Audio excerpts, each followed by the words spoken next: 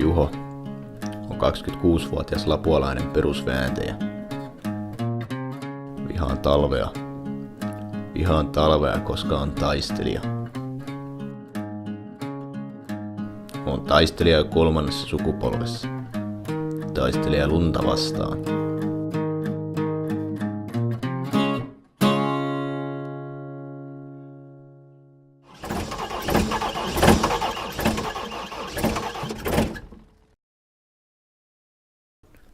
Mut on eläessä opetettu tekemään vain muutamia asioita.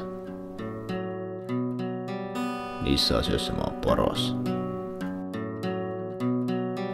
Mutta on nyt 10 talvea peräkkäin valittu Lapuan lumimieheksi. On ihan 90% tää alueen lumista. Ja luonnistu muuten joka pojalta.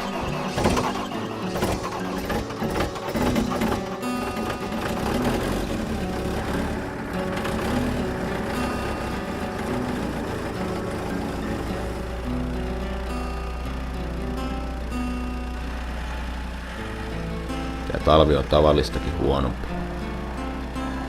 Paukkupakka. Ei lunta. Kaupunki velvoittaa tämänkin talven tekee töitä. Tee sitä. Tee tätä.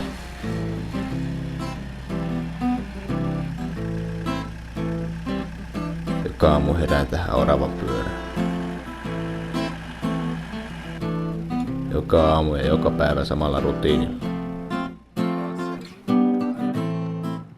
Ei. Mä en valita. Mä oon taistelija.